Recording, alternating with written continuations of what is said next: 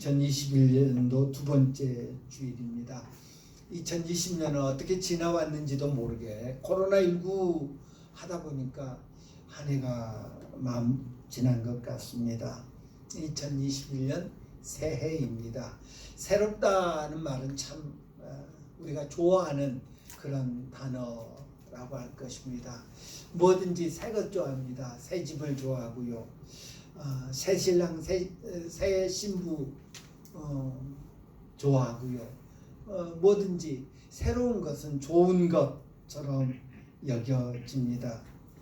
그럼에도 불구하고 전도서 1장 9절에 보면 해 아래 새 것이 없나니 라고 했습니다. 해 아래 새 것이 없다. 새로운 것 같지만 이미 역사 속에서 있어 왔던 일이다 라는 것입니다. 올해는 이제 사회적 거리두기 운동을 강화해서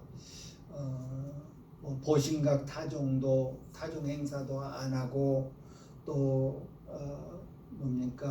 여러 가지 행사들을 이제 지향하는 그런 새해였습니다만은 그럼에도 불구하고 지난 연말에 동해안으로 가는 기차표가 매진됐다고 그러죠.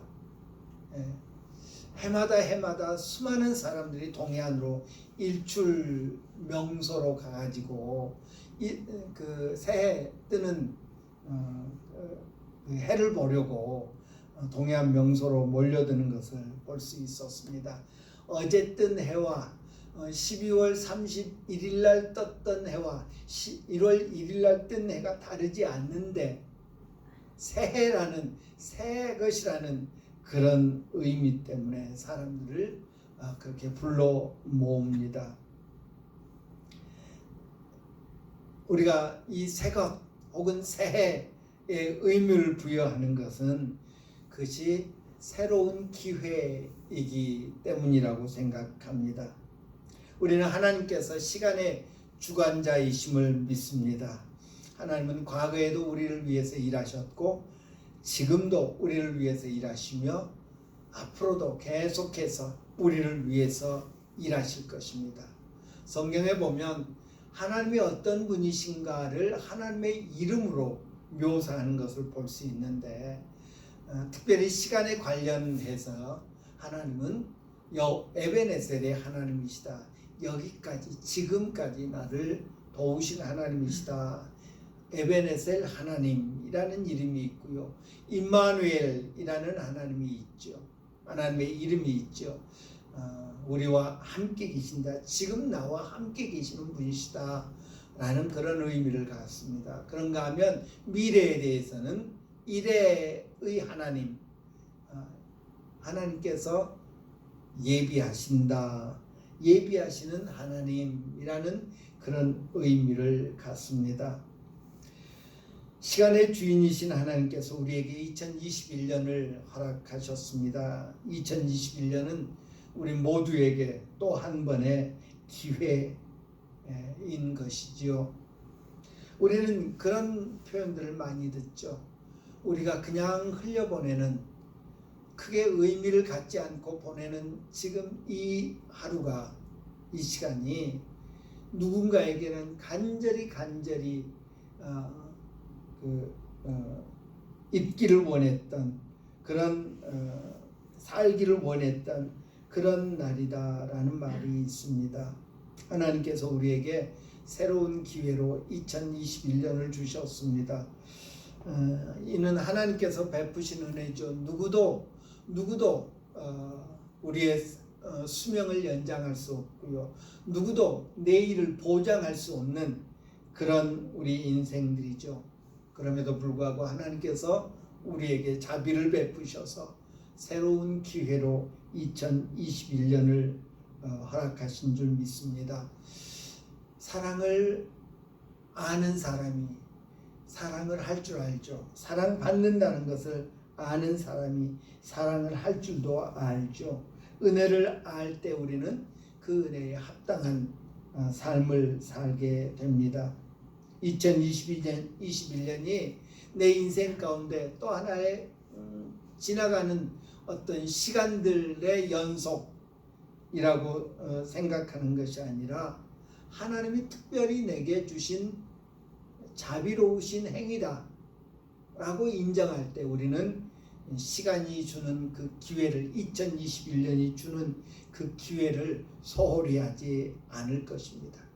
전에도 있었던 것처럼 금년도 있고 또 내년도 있을 거야 라는 그런 의식이 아니라, 그런 생각이 아니라, 하나님이 특별히 내게 2021년이라는 시간을 허락하셨다 라고 금년에 대해서 그런 의식을 갖고 있다면 우리는 하나님이 기뻐하시는 삶을 살도록 힘쓸 것입니다.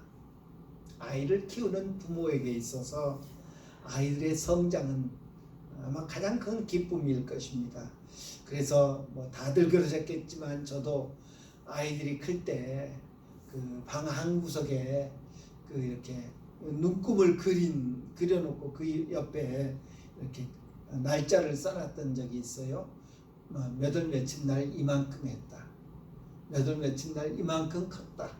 라는 것을 이렇게 표시하고, 그것 보면서 이제 아이들이 키 크는 것을 보면서 좋아했던 적이 있습니다.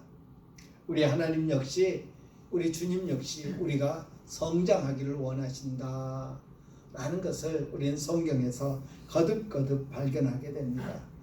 갓난아이들 같이 순전하고 신령한 젖을 사모하라. 이는 그로 말미암아 너희로 구원에 이르도록 자라게 하려 함이라. 신령한 젖, 하나님의 은혜를, 하나님의 말씀을, 성령의 도우심을 사모해라. 그래야 우리가 자라간다 라고 주님은 베드로 사도를 통해서 말씀하고 있는 것을 우리가 봅니다. 우리가 자라기를 원합니다. 자람은, 성장, 성숙은 변화를 의미합니다. 비록 우리가 나비처럼 뭐 이렇게 태를 달리하는 그런 성장이 아니라고 할지라도 우리 성장은 변화를 의미합니다. 아이일 때 가졌던 생각의 변화가 우리 청소년기에 사춘기를 겪으면서 그런 생각의 변화, 의식의 변화들이 일어나게 되죠. 물론 육체의 변화도 나타나게 되고요.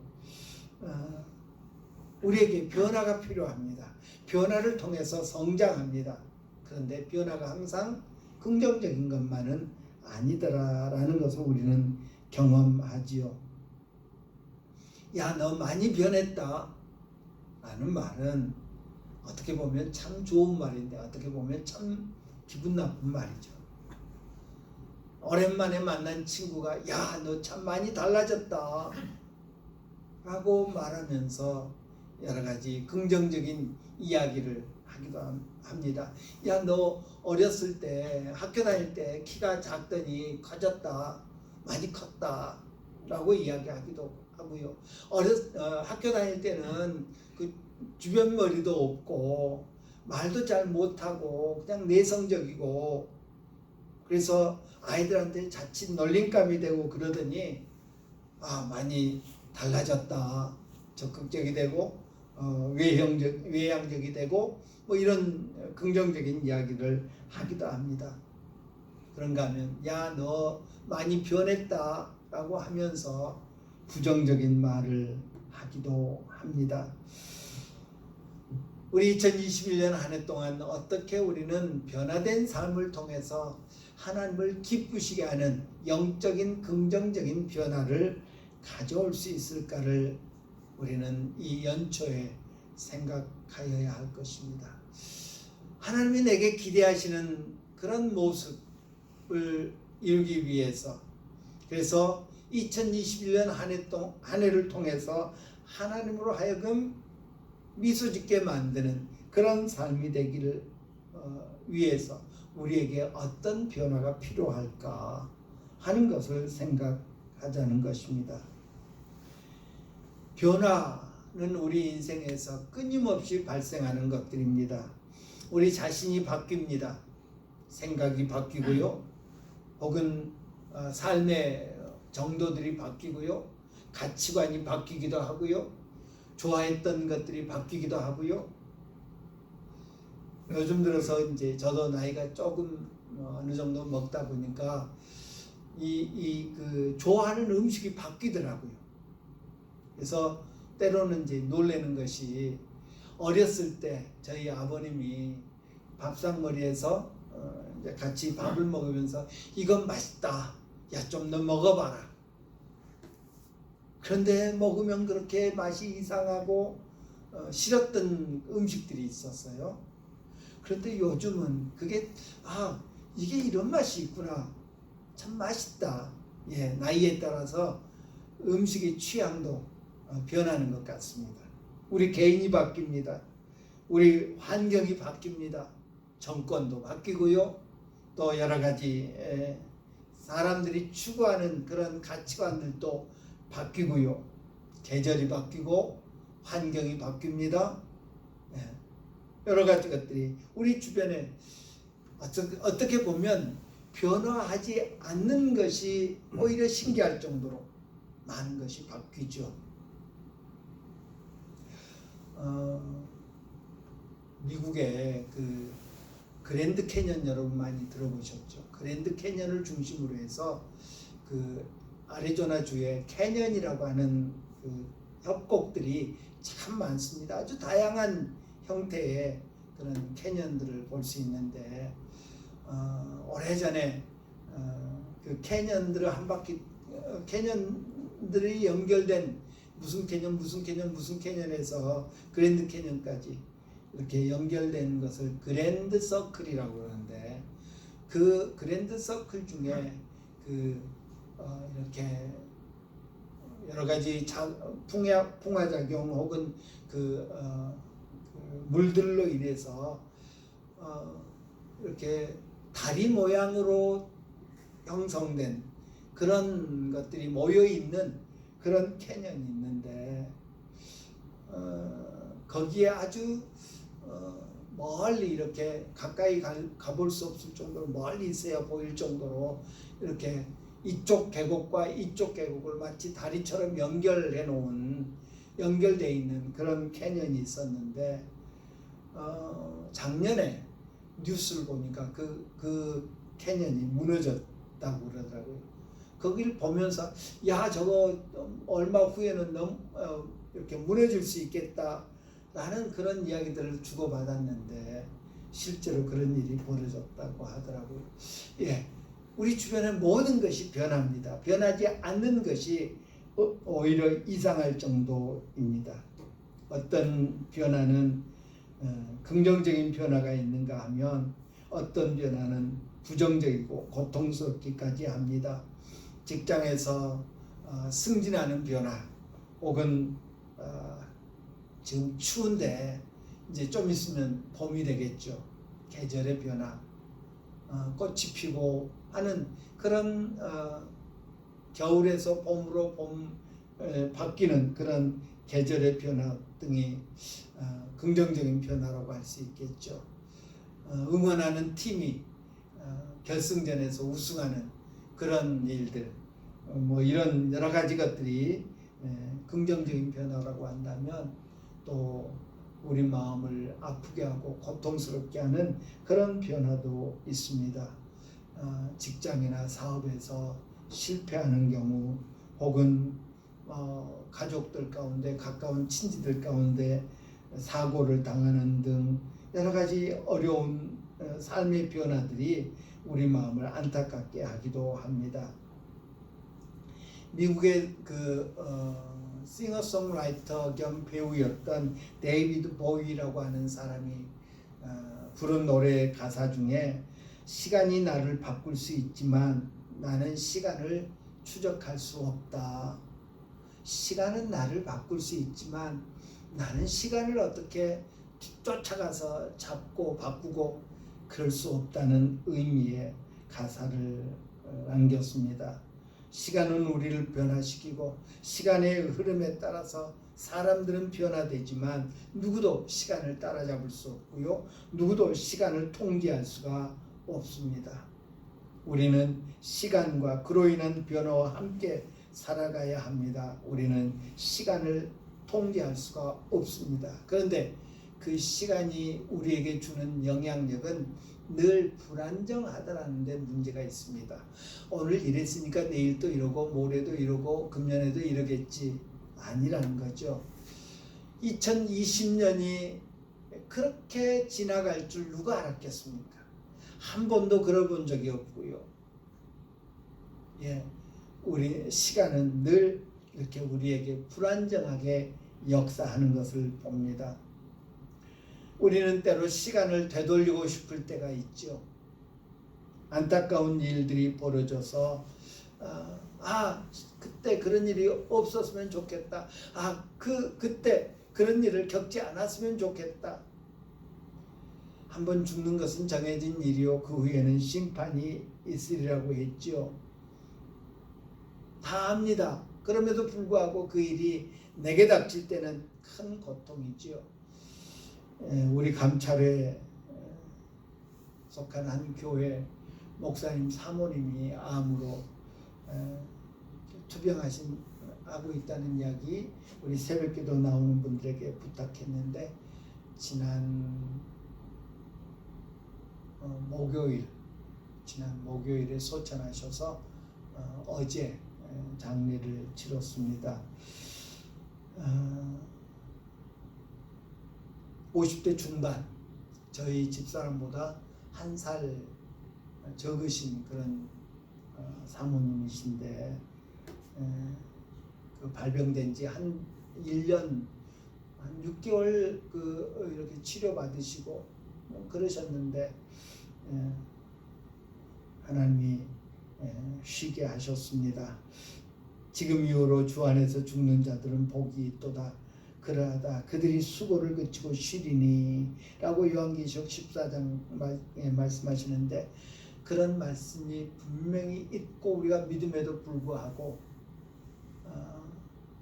그 죽음 앞에서 이른 죽음 앞에서 안타까움을 금할 수가 없었습니다. 여러분 악몽에 시달려 본 적이 있습니까? 꿈을 꾸는데 아주 큰 악몽입니다. 꿈속에서 막 고통을 당하는데 이러면 안 되는데 하다가 잠이 깨면 안도의 깊은 한숨을 쉬죠. 꿈이어서 다행이다.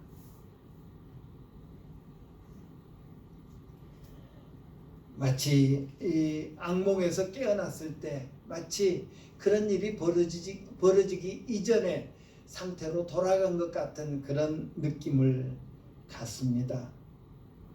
하지만 어느 누구도 시간을 조정할 수는 없습니다. 시간은 우리의 소관이 아니라는 말입니다. 오늘 본문 1절은 범사에 기한이 있고 라는 말로 시작합니다. 바른 성경은 해 아래 모든 것에는 시기가 있고 라고 번역하였습니다. 그런 다음에 저자는 이럴 때가 있고 이럴 때가 있고 이럴 때가 있고 이럴 때가 있고 라는 말을 반복해서 사용하고 있는 것을 봅니다. 전쟁 혹은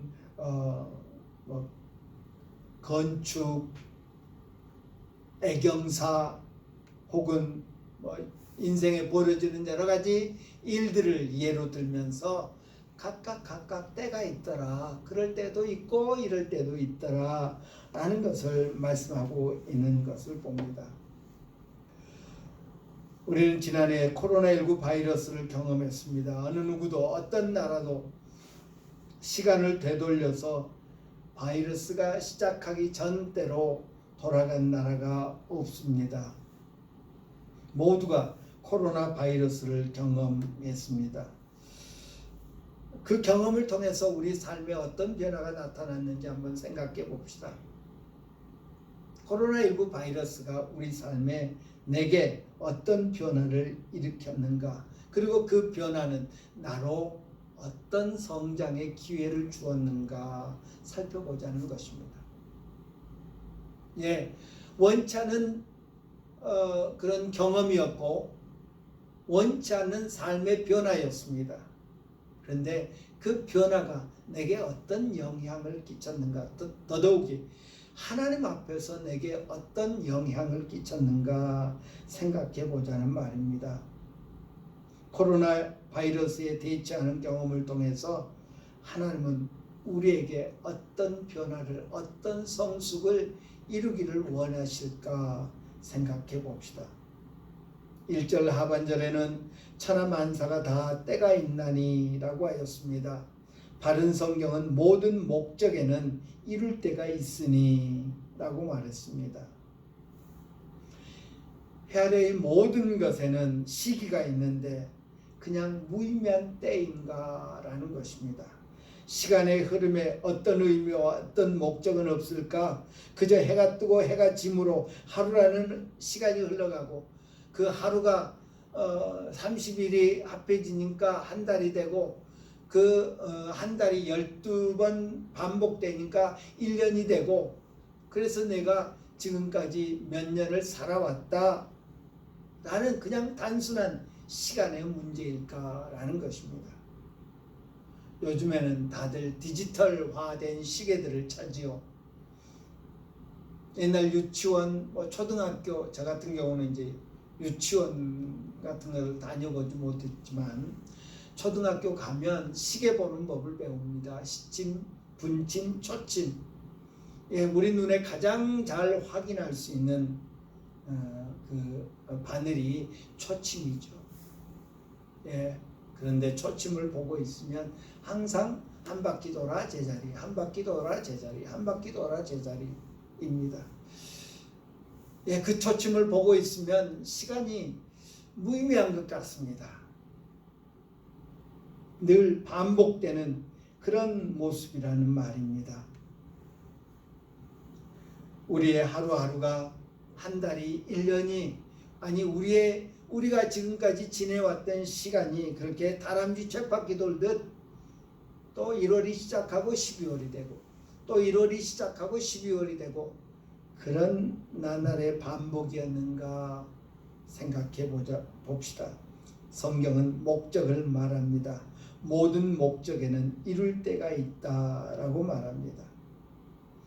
여러분의 하루를 한번 살펴봅시다. 우리 금년에 그렇게 좀 권면하고 싶습니다. 하루하루를 살펴보면서 목적을 생각해 봅시다. 어제 여러분은 어떤 일을 하셨습니까? 어제 하루를 한번 상상해 보십시오. 생각해 보십시오. 아침에 일어나서 잠자리에 누울 때까지 어떤 일을 했습니까? 그리고 그 일에 어떤 목적이 있었습니까? 내가 행한 것들에 어떤 목적이 있었는가 살펴봅시다. 뭔가를 하긴 했는데 무슨 일을 했는데 크게 목적을 생각하지 않고 했다. 늘 해왔던 일, 늘 반복되는 일. 그래서 의식 없이 그 목적에 대한 의식이 없이 그렇게 하지는 않았는가 하는 것입니다. 이제 내재되어 있던 깊이 생각하지 않았던 목적을 한번 밖으로 끄집어내는 그런 삶을 삽시다. 하루하루 행하는 일에서 자신의 목적을 찾아봅시다. 왜 그 일을 하며 그 일을 통해 이루고자 하는 목적이 무엇인가? 직장에 다니고 혹은 사업을 하고 혹은 가정에서 이런저런 일들을 하는데 그 목적이 무엇인가? 어쩔 수 없이 하는 일? 아니면 그냥 늘 해왔던 일? 예.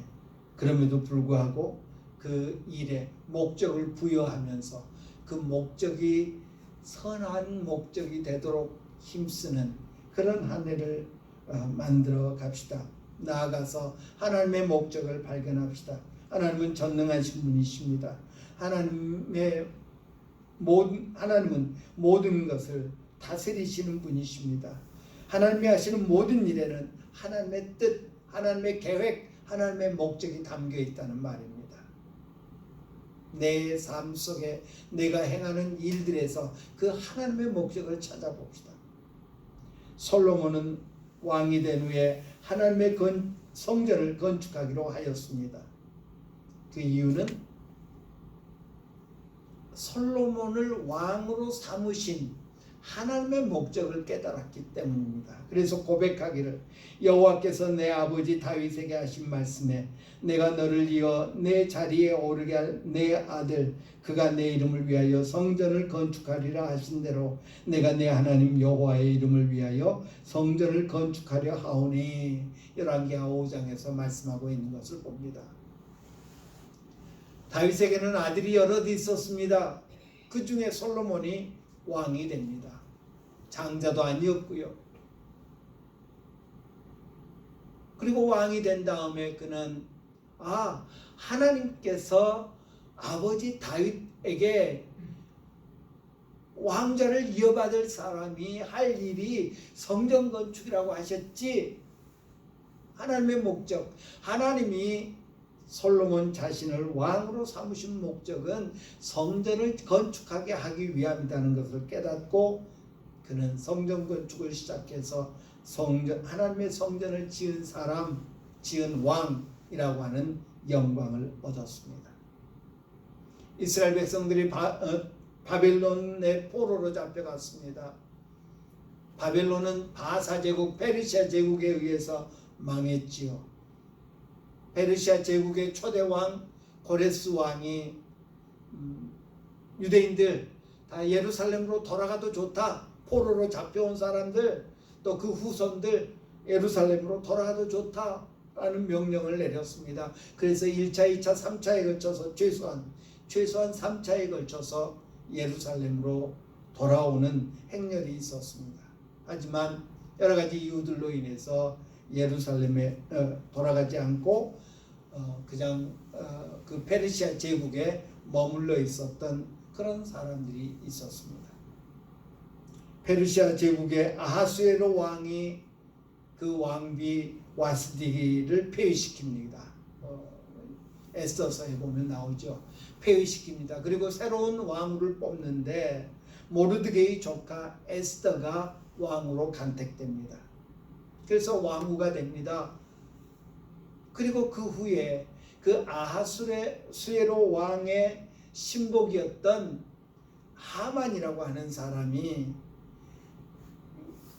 모르드게를 비롯한 유대인들이 자기를 이렇게 떠받들어 주지 않는 것을 괘씸하게 여기고 그 왕궁이 있는 수산성에 있는 유대인들을 전멸시킬 것을 계획합니다.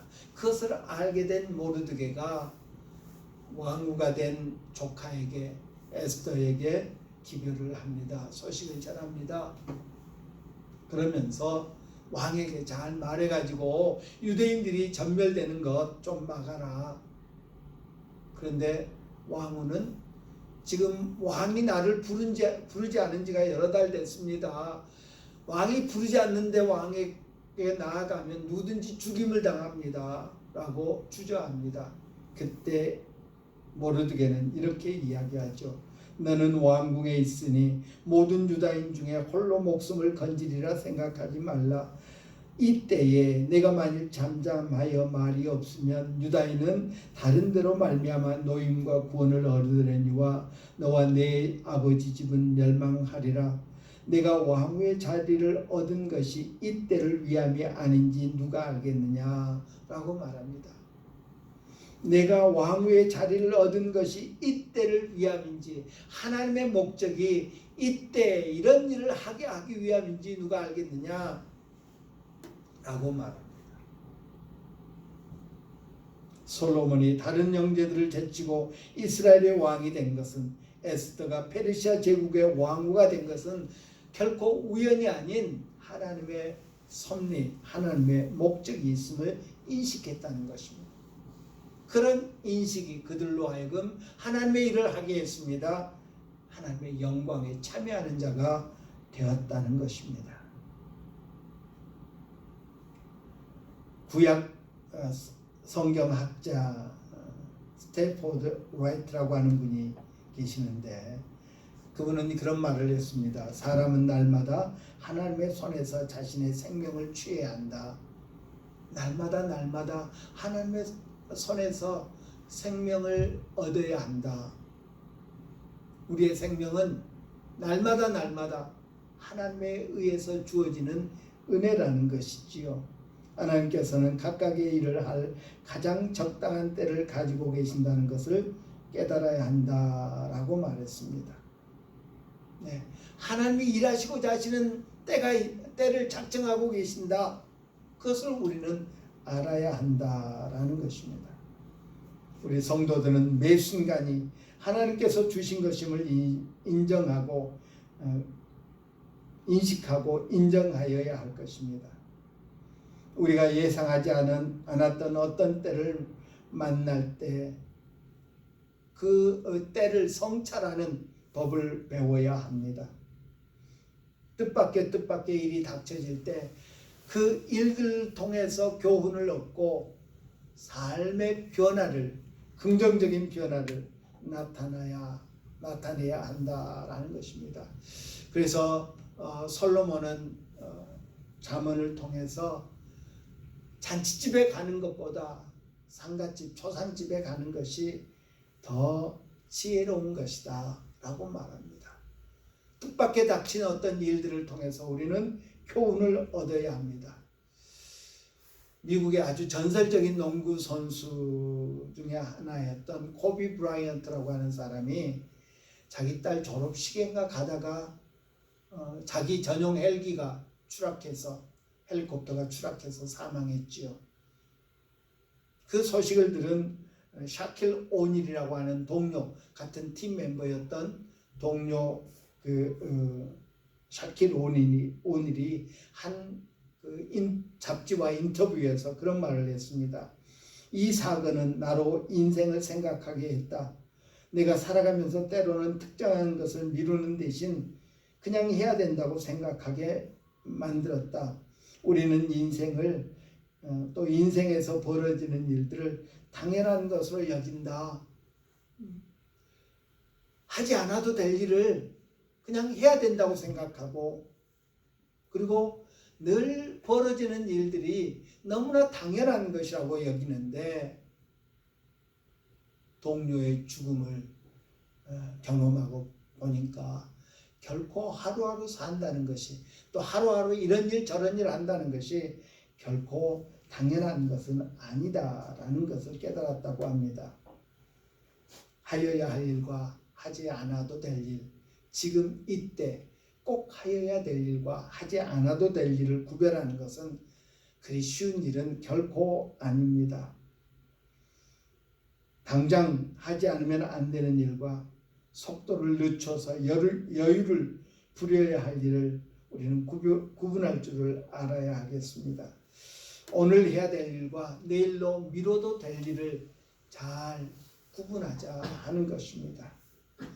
우리는 무조건 다 해야 된다고 생각하는데 결코 그렇지는 않다는 것이죠.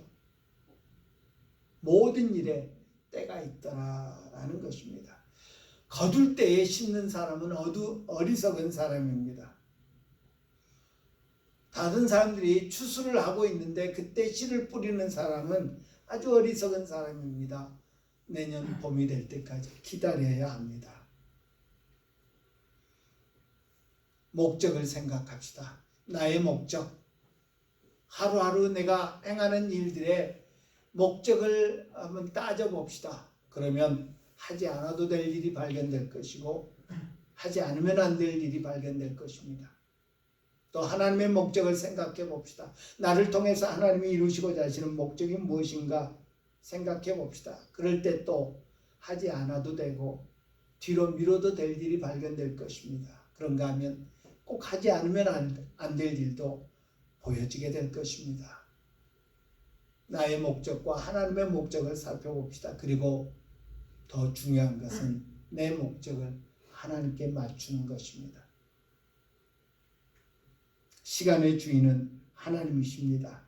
하나님이 우리에게 자비를 베푸셔서 새로운 시간을 주셨습니다. 새로운 기회를 주셨습니다. 새 시간에 새 기회를 통해서 우리는 하나님께 더 가까이 나아가는, 하나님을 기쁘시게 할 뿐만 아니라 우리 스스로 하나님께 더 가까이 접근하는 그런 2021년 한 해를 만들어 갑시다. 기도하겠습니다. 주님, 모두에게 똑같이 주어지는 기회인 것 같지만 2021년 목적을 발견하고 하나님의 목적에 부합한 삶을 살기로 결단하는 우리들에게는 그 어떤 것과 바꿀 수 없는 새로운 기회가 된 줄 압니다. 하나님, 당장 하지 않으면 안 될 일, 꼭 해야 될 일과 하지 않아도 될 일을 잘 구분할 수 있는 그런 지혜를 저희에게 주시옵소서. 그러기 위해서 우리가 늘 해왔던 일들을 점검하며 목적을 살펴보고 내가 이루고자 하는 목적과 하나님이 이루시고자 하시는 목적을 살펴보며 내 생각을, 내 계획을, 내 시간표를 주님의 시간표에 맞추는 그런 지혜로운 한 해가 되게 하여 주시옵소서. 예수님의 이름으로 기도합니다. 아멘.